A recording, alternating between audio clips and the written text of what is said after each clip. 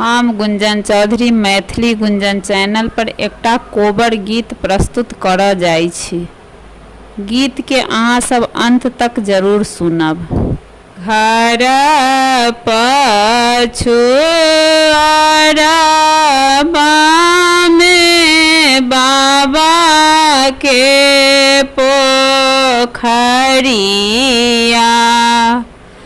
ताही में रहुआ बोआरी है। घर पछुआरबा में बाबा के पोखरिया,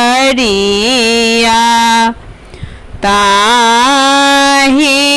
में रहुआ बोआरी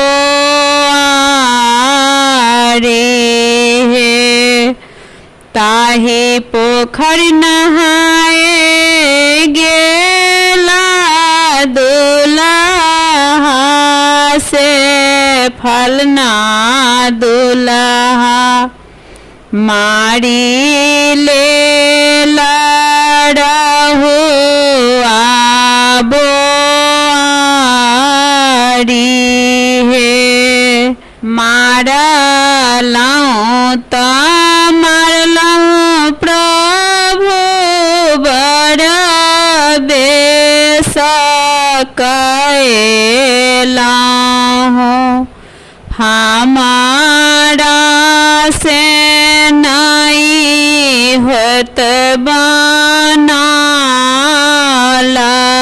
है। मारलहुँ त मारलहुँ प्रभु बर बेस कएलहुँ, हमारा सा नहीं होत बनल है। एतबा बचन जब सुनलनि फलना दुल्हा, भए गेला घोड़ा पीठ असवार है। एतबा बचन जब सुनलनि फलना दुल्हा, भए गेला घोड़ा पीठ असवार है। घोड़ा के लगामा धीने ठाढ़ी भेला कन्या सुहबे, नयन साझारानी नोरा है।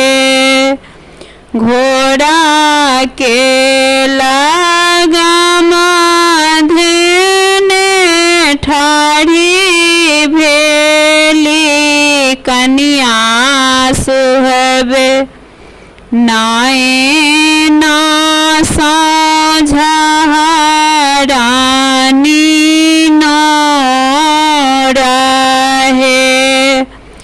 अपने तजै छी प्रभु देश रे विदेशबा, हमारा के कोना उपाय है। अपने तजै छी प्रभु देश रे विदेशबा,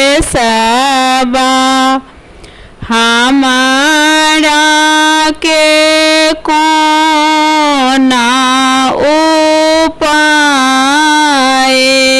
है।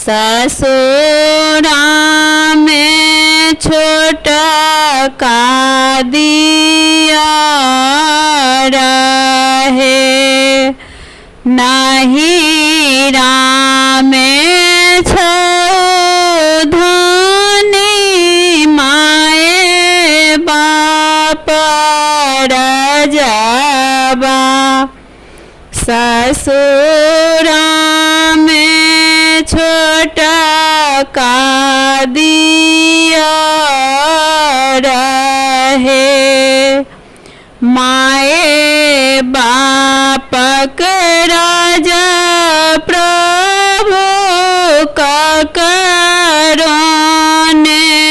होई छाई, लक्ष्मण दियारा पटीदार है, माए बापक राजा प्रभु का करोने होई छाई, लक्ष्मण दियारा पटीदार